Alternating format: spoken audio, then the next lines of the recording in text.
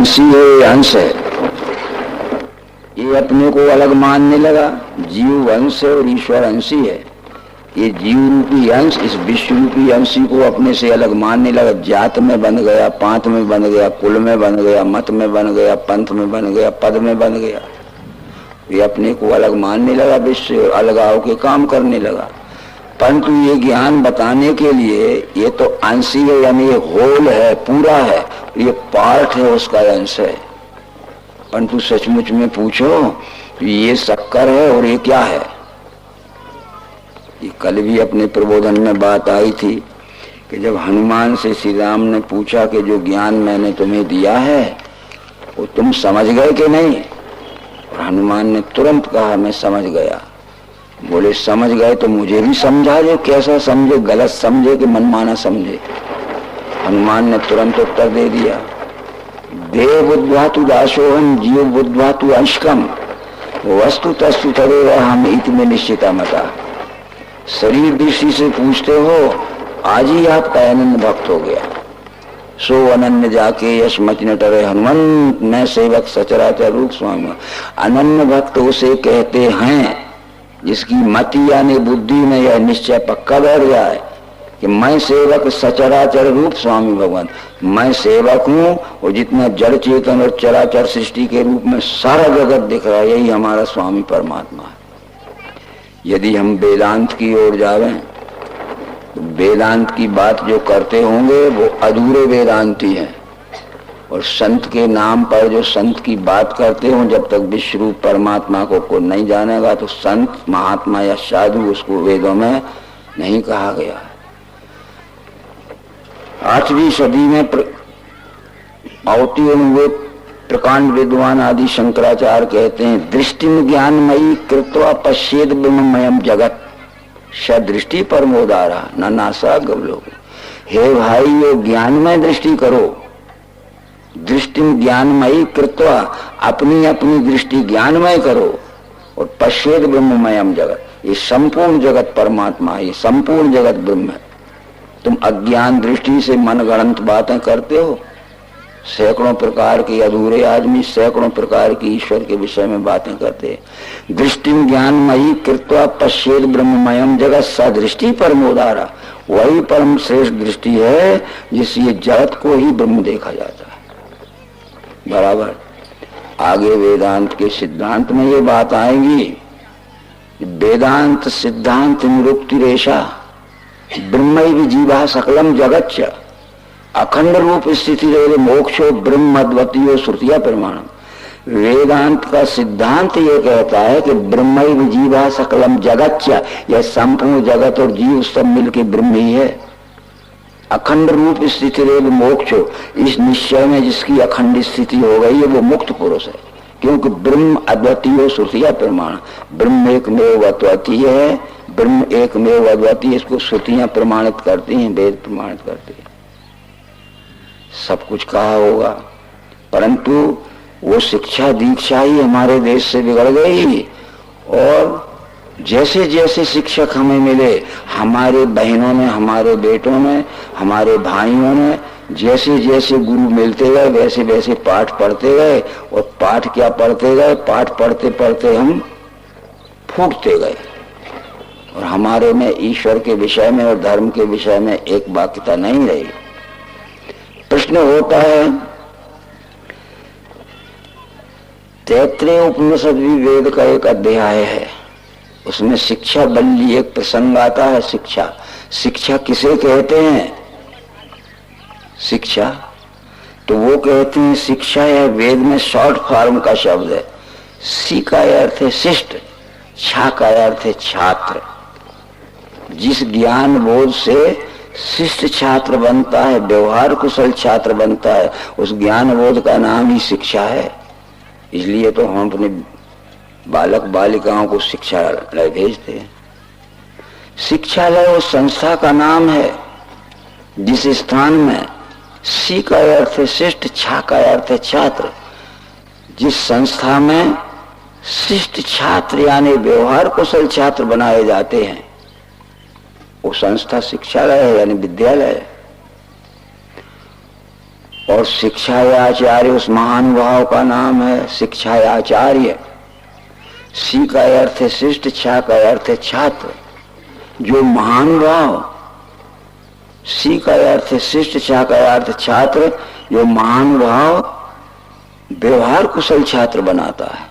इसलिए हमने विद्यालयों के उच्च श्रेणी के मनुष्यों को आचार्य प्राचार्य उपाधि दी है। आचार्य जी आए हैं, प्राचार्य जी आए हैं, परंतु आचार्य का अर्थ क्या था? भगवत गीता में क्या लिखा है? आचिनोति च शास्त्रार्थम आचार्य स्थापयत्यपि स्वयं आचरते तस्मात् आचार्यस्ते न कथते। जो शास्त्र के लक्ष्यार्थ को जानता है, आचिनोति च शास्त्र अर्थम, शब्दार्थ को नहीं उसके लक्ष्यार्थ को जानता है। आचिनोति च शास्त्र अर्थम आचार्य स्थापयत्यपि, और जो स्वयं आचरण में स्थित रहता है और आचरण करके भी दिखाता है, आचार्यस्ते न कथते, उस महानुभाव का नाम आचार्य है। भगवत गीता के 13वें अध्याय के 7वें श्लोक में श्री कृष्ण कहते हैं कि आचार्य के पास जाना तब तुझे परमात्मा दर्शन होगा। अभी आचार्यों के पास जाओगे तो परमात्मा दर्शन हो जाएगा। क्या कहते हैं? अमानित्व अदम्भित्व अहिंसा शांति आर्जवम आचार्योपासनम शौचम स्थैर्य आत्मनिग्रह। जब तत्वदर्शी आचार्य के पास जाओगे तो अमानत्व, मान अभिमान छोड़ के जाना। ज्ञान का मद हो, पद का मद हो, जात का मद हो, पंथ का मद हो, धन का मद हो, कुल का मद हो।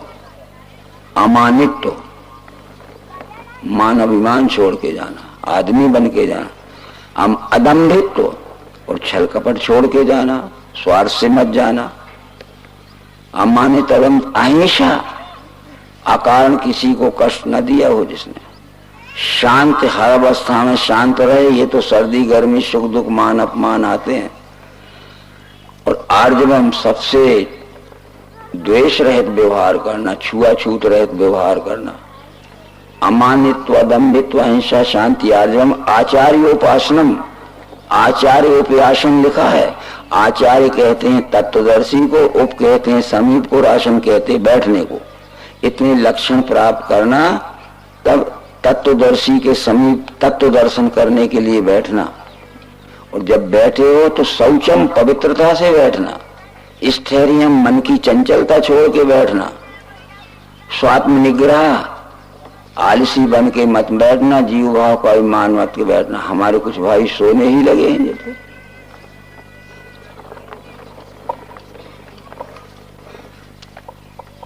ठीक है, देखो, इसलिए शिक्षा ये शॉर्ट फॉर्म का शब्द, जिस ज्ञान बोध से शिष्य छात्र बनाए जाते हैं। सी का अर्थ श्रेष्ठ, छा का अर्थ छात्र, यानी व्यवहार कुशल छात्र बनाए जा रहे हैं। और हमारे आचार्य यदि शिष्टाचारी नहीं बना सके हमें, तो उसकी विपरीत क्या लागू होगा? भ्रष्टाचारी जरूर बना देंगे। देख लीजिए, आज हम सब भ्रष्टाचारी बने हैं। बड़े बड़े विद्यालयों से निकल रहे, बड़े बड़े गुरुकुलों से निकल रहे। सरस्वती महाविद्यालय, विवेकानंद महाविद्यालय, टैगोर महाविद्यालय में निकले हैं और रास्ते में से चोरी करते आ रहे हैं। ये शिक्षा वेद में लिखी है। इसलिए हम शिष्टाचारी नहीं बना सके कि हम खुद शिष्टाचारी नहीं हैं, तो फिर हम बनाएंगे क्या? भ्रष्टाचारी बनाएंगे। ये भी हमने शिक्षा का अर्थ बता दिया। शिक्षा कहते हैं विश्व रूप दर्शन कराने वाले ज्ञान बोध को। बस वो जान लिया कि विश्व को जब परमात्मा के रूप में पहचान लिया, तो किसकी चोरी करोगे, किससे रिश्वत लोगे, किसके साथ में बुरा व्यवहार करोगे, सब बुरा व्यवहार छूट जाएगा। जानना है इस व्यवहार तो हमें यही करना है इस विश्व में। कहाँ करोगे जाके व्यवहार? दूसरी बात थी, ये जब यज्ञ लिखा है, यज्ञ जानते हो आप? यज्ञ, ये यज्ञों का स्वरूप बदल चुका है। 4 युग होते हैं, सतयुग, त्रेता, द्वापर, कलयुग। रामायण में इनका वर्णन है। कृतयुग सब योगी विज्ञानी कर हरि ध्यान करें भव प्राणी, शुद्ध सत्व समता विज्ञाना कृत प्रभाव मन प्रसन्न जाना। ये कृतयुग कर्म गुण सब केरे, हृदय राम माया के प्रेरे। सतयुग के सब मनुष्य विज्ञान बुद्धि के होते थे।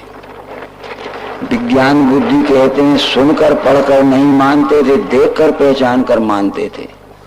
जिन मनुष्यों के पास या जिन देवियों के पास विज्ञान बुद्धि हो गई है वो किसी की सुनी बात नहीं मानेंगे और किताब में पढ़ के नहीं मानेंगे। सुनी हुए को पढ़ी हुए को तत्वदर्शी से मिलान करके देख लेंगे कि हमने सही पढ़ा है कि नहीं, हमने सही सुना है। कृतयुग सब योगी विज्ञानी कर हरि ध्यान करेंगे प्रण। एक ही विश्व रूप परमात्मा का ध्यान करके अपने स्वम स्वम चरित्रम शिक्षेरम पृथिव्याम सर्वमान, अपने अपने स्वकर्म द्वारा सच्चाई से इस विश्व रूप की सेवा करते थे। परंतु त्रेता विविधि यज्ञ नर कर ही, त्रेता में विविधि यज्ञ आ गए, वो सतयुग में यज्ञ का नाम नहीं था। त्रेता विविधि यज्ञ नर कर ही, फल समर्प भव सागर तरी। विविधि यज्ञ होने लगे, लोक कल्याणकारी कर्म को यज्ञ कहते हैं। इसलिए जना नाम समूह हो जनता तत्सुखा आयु भवति सा यज्ञ। ये मनुष्यों के समुदाय को जनता कहते हैं। जनता को हमारे द्वारा जिस प्रकार से सुख शांति पहुंचाई जा सकती है उस कर्म का नाम यज्ञ है। उदाहरण देते हैं, अकाल पड़ गया और वर्षों तक पानी नहीं गिरा, अनाज पैदा ही नहीं हुआ तो भूखों मरने लगे लोग, तो अन्नदान यज्ञ करिए, जलाना मत। क्योंकि वहां लिखा है कृतवाग्निहोत्रम स्वशरीर संस्थम शरीर अग्नि स्वमुखो ज्योति।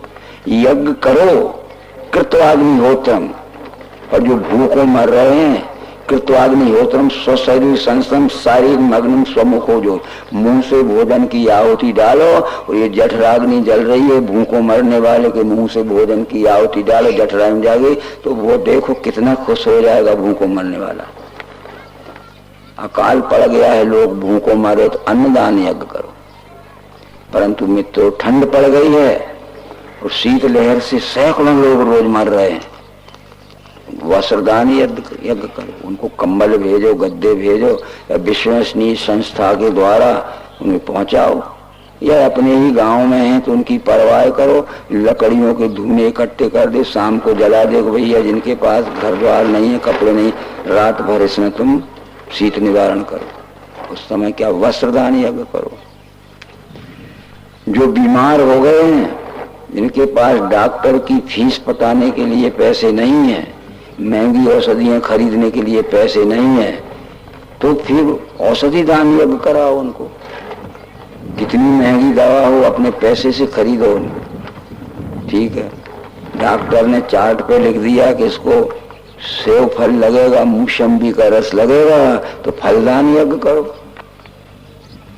इस तरह से जो गरीब हैं, स्कूलों की कॉलेजों की फीस बड़ी महंगी हो गई है, किताबें महंगी हो गई हैं, और ड्रेस बनाना बड़ा महंगा हो गया, पोशाक, और उनके लड़के पढ़ नहीं पाएंगे, ढोर भी चढ़ाएंगे, अज्ञानी रह जाएंगे, तो विद्यादान यज्ञ कराओ अपनी ओर से।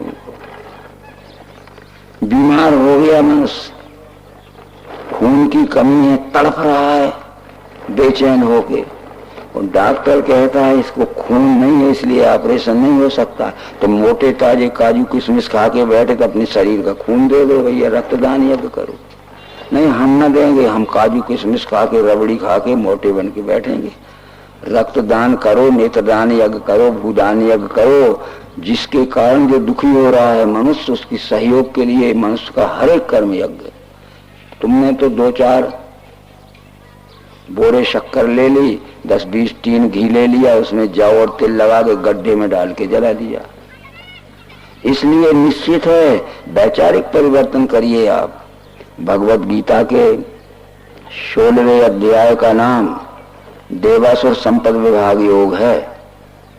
16वें अध्याय के 17वें श्लोक में कृष्ण जी कहते हैं, आत्म संभाविता स्तब्धा धनमान मदान्विता यजन्ते नाम यज्ञैस्तेन दम्भेन विधि पूर्वकम।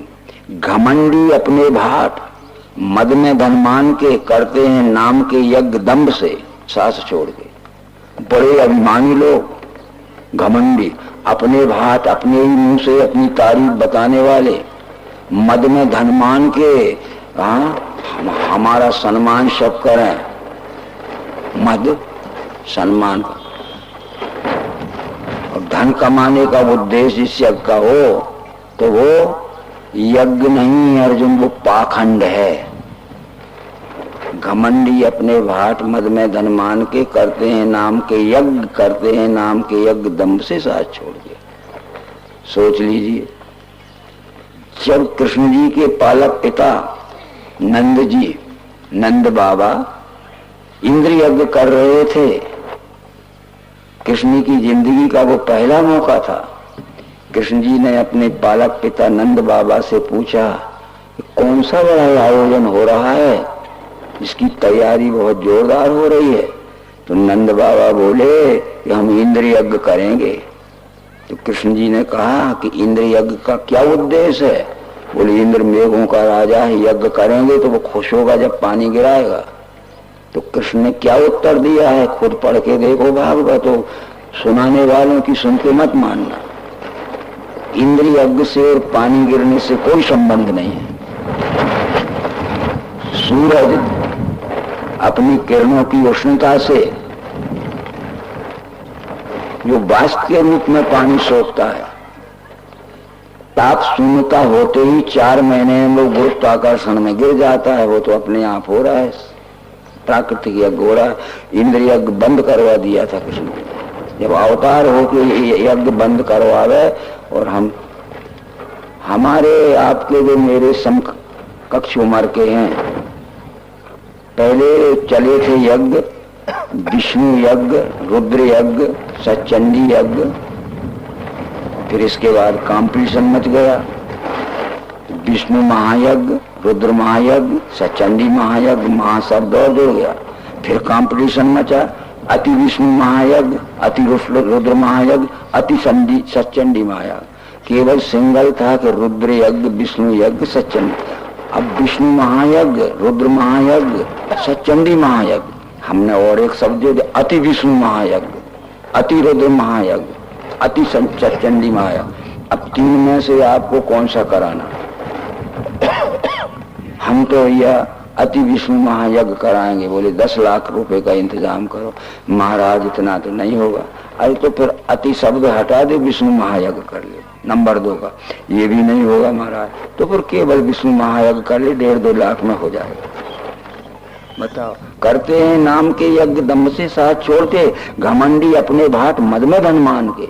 जिस यज्ञ का उद्देश्य धन कमाना हो और अपने मान बड़ाई कीर्ति की प्रतिष्ठा दूर तक फैले, ठीक है, इस दृष्टि से यज्ञ करते हैं वे पाखंड है। वो गीता में लिखा ना हुआ पाखंड तो देख लेना। और मैं तो कुछ कह नहीं रहा हूँ, आप रास्ते में जाके ऐसा मत कहना कि कुछ गड़बड़ समझाया जा रहा था। जिन ग्रंथों के प्रमाण देता हूँ वो बड़े पुरुष हैं कृष्ण जी। शंकर जी की पत्नी का नाम पार्वती था। वो अपने पिता के घर में कुछ भी करती रहती होगी, उपास व्रत करती होगी, जप जाप पाप करती होगी, जैसी लड़कियां ये अपने पितृ घर में कुछ करती। जब पार्वती विवाह करके शंकर जी के घर में आई तो वो वहां करने लगी। शंकर जी ने कहा ये क्या कर रहे हो, ये कोई ईश्वर की प्राप्ति का थोड़ी उपाय। तो समझाया, रामायण में लिखा है कि उमा जोग जप दान तप नाना व्रत मखनैम, राम कृपा नहीं करें जस निष्केवल। उमा जोग जप दान तप नाना व्रत मखनैम, हे पार्वती जोग जप दान तप नाना प्रकार के व्रत उपवास करने पर राम प्रसन्न नहीं होते। और तू क्या कर रही है, अपने पिता के घर से सीख के आई है। आपको लगेगा कि हमारा सब फट्टा ही साफ हो रहा है। एक बात होती है मित्रों, कृष्ण जी ने भगवत गीता में कह दिया, बुद्धिर्वेदम धृतश्चैव गुणस्तत्त्रिभ्यम सुनो। 18वें अध्याय में कहा है, गुणों से 3 हैं भेद, बुद्धि के और धैर्य के। सुनवे में बताता हूं भिन्न भिन्न धनंजय। मनुष्यों की बुद्धि गुणानुसार 3 प्रकार की होती है। शतोगुणी बुद्धि, ये विज्ञान बुद्धि है, रजोगुणी बुद्धि और तमोगुणी बुद्धि। प्रवृत्ति को, निवृत्ति को, कार्य और अकार्य क्या, बंध और मोक्ष को जाने बुद्धि व्यापार सात्विकी। जिस दी से धर्म अधर्म, कार्य और अकार्य क्या, सत्य जाना नहीं जाता बुद्धि व्यापार राय से।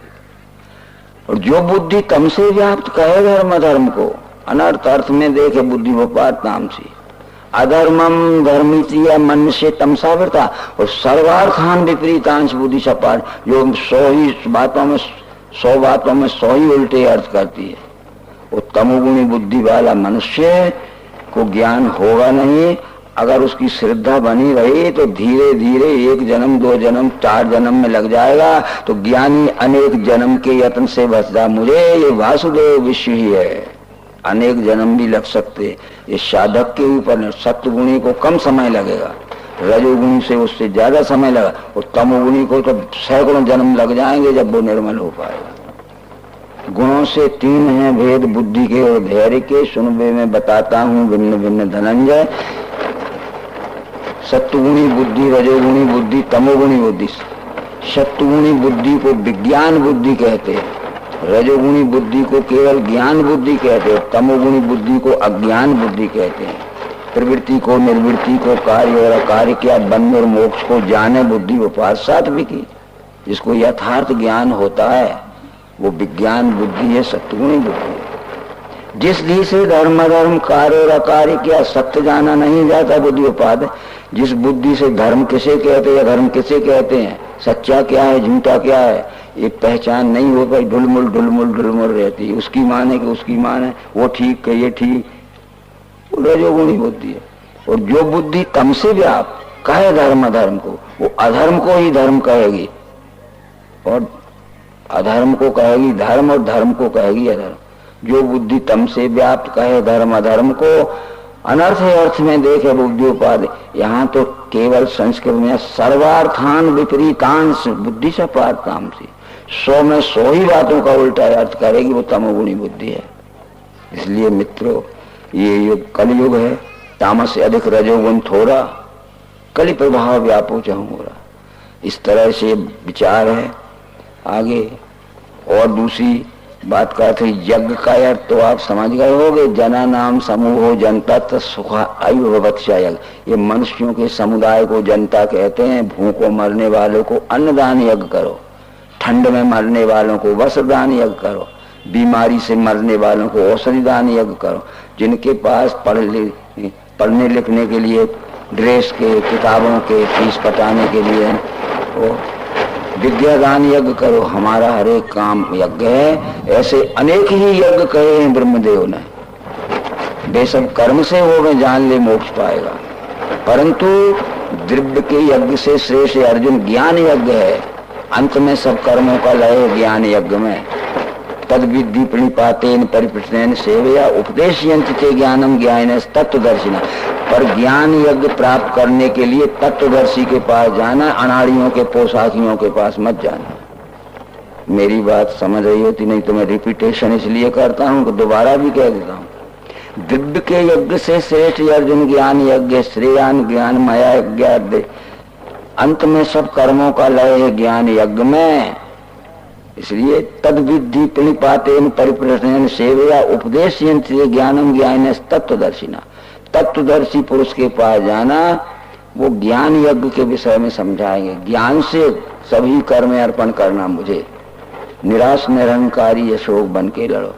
तो ये सब बातों का विचार करते हुए हमारा यज्ञ भी बिगड़ गया, हमारा दान भी बिगड़ गया, सीता जी का बिगड़ गया, तो हमारा भी दान बिगड़ सकता है। अपरिचित आदमी को, भेषधारी को साधु मान लेंगे तो वो साधु क्या होगा। वो एक दिन ऐसा मौका आएगा कि किस्मत में अगर बचाव ना होगा तो उठा के हमें भी ले जाएगा, और जो हमें खोजने जाएगा तो हमारे घर वाले को भी मरवा देगा। धोखे में मत रहना। शास्त्र में लिखा है, देवी और पति रेव गुरु श्री राम। स्त्रियों को गुरु नहीं बनाना चाहिए, स्त्रियों का पति ही गुरु है। और पति से तो लड़ाई ठनी रहती है, महीनों महीनों नहीं बोलती हैं और ना मालूम किसको ढूंढते फिरते हैं। बोलो। और उल्टा अर्थ जब कर दिया सर्वार्थान विपरीतान, तो पति रेव गुरु नाम ये लिखा था कि स्त्रियों का पति ही गुरु है। उल्टा हमने क्या कह दिया, गुरु ही पति है। ले पति चला गया परदेश तो गुरु को कह जाओ हमारा घर संभालना। ये हमारी बहनें उल्टा यार समझ लेंगी और बस बहुत बुरे बुरे जाल में फंस जाएंगे। इसलिए सबसे पहले हमारा फर्ज है, भगवान श्री मायानंद जी कहते हैं, संवाद संजीवनी नामक उनने पुस्तक लिखी है, वो प्रकाशित नहीं हो सकी है। संवाद संजीवनी के ज्यादा से ज्यादा सूक्त जो हैं, बुद्ध सूक्त पहले भाग में आ चुके हैं, तो उन्होंने कहा अब इसको प्रकाशित करने की जरूरत नहीं है। एक व्यक्ति ने भगवान मायानंद चेतन जी से प्रश्न किया, इस संसार का अज्ञान कब मिटेगा? संसार का अज्ञान कब मिटेगा? संसार की मूर्खता कब मिटेगी? तो भगवान ने कहा कि जब मूर्ख पैदा न होंगे तो मूर्खता मिट जाएगी। वो पूछता है कि मूर्ख पैदा कब ना होंगे? तो भगवान कहते आप लोगों के ऊपर। वो पूछता है हमारे ऊपर क्यों है? बोले जन्म से अपने बच्चे बच्चियों को विज्ञान बुद्धि की शिक्षा दोगे तो मूर्ख ही पैदा करो, मूर्खजनक तो तुम खुद ही रखे हो। मेरी बात समझ गए? प्रश्न करता है व्यक्ति कि संसार में मूर्ख पैदा कब ना होंगे, अज्ञानी पैदा कब ना होंगे? हा? ये संसार में तो वो कहते हैं कि जब ये मूर्ख पैदा ना होंगे तो अज्ञान चला जाएगा। ये मूर्ख पैदा कब ना होंगे? उन्होंने कहा आप लोगों के ऊपर। हमारे ऊपर क्यों है? अरे जन्म से अपने अपने बच्चे बच्चियों को हम विज्ञान की बुद्धि की शिक्षा देंगे तो वो मूर्ख ही पैदा क्यों होंगे? मूर्ख जनक कौन है? नहीं समझे? है? हम स्वयं हैं। तो हमें स्वयं का फर्ज है कि पैदा होते ही हमारे लड़के लड़कियों को आवारा न छोड़ दें, हम उनको विज्ञान बुद्धि की शिक्षा दें तो वो मूर्ख पैदा न होंगे। हमने ही उन्हें खुली छुट्टी दे। हो सकता है कि हम भी उसी विचार के थे, हमने उसी विचार में संस्कृत उनको करना चाहा। अब हम एक मत के विषय में बात समझाते हैं। ये तो हुआ हमारा क्या। दूसरी बात इसमें आती है कि मनुष्य तप करते थे और तप से बड़ी सिद्धि मिलती थी। हमने रामायण में पढ़ा कि तप बल रचो प्रपंच विधाता, तप बल विष्णु सकल जग त्राता, तप बल शेष धरे मही भारा और तप बल शंभु करे संघारा। तप आधार सब सृष्टि भवानी करऊ जाए तप असिए जाने। उस तप का अर्थ हमने ये समझ लिया कि भूखे प्यासे रहकर या गर्मी के दिनों में जो जून जुलाई का महीना होता है, दोपहरी के समय ऊपर से खूब धूप तपती है और चारों तरफ से लू चलती है और खुले मैदान में बैठ जाओ बिना कपड़ा पहने और चारों तरफ से वो कंडे जला लेना और कह रहे हम तप कर रहे हैं। ये तप नहीं है। ता का अर्थ है तत्व, पा का अर्थ है पहचान। तत्व पहचानने के लिए जो हम तत्वदर्शी का सत्संग करते उसे तप कहते हैं। ता का अर्थ है तत्व और पा का अर्थ है पहचान। तत्व पहचानने के लिए जब हम तत्वदर्शी का संग करते हैं तो उसे तप कहते हैं। भूखे प्यासे रहने का नाम तप नहीं है। वो धूप में बैठ के चारों तरफ कंडे जलाए हैं, बिना कपड़े के बैठ गए तप रहे हैं, झुलस रहे हैं, वो तप नहीं है। ठीक है। इसलिए निश्चित है भागवत महापुराण के दूसरे स्कंद के 9वें अध्याय में तप का समझाया गया है। इस सृष्टि व्यवस्था संचालन करने वाले आदि नारायण थे, विष्णु भगवान थे। जब उनका कार्यकाल समाप्त होने लगा तो विष्णु ने अपने पुत्र ब्रह्मा से कहा कि मेरे पश्चात इस सृष्टि व्यवस्था संचालन करने का उत्तराधिकारी में तुम्हें नियुक्त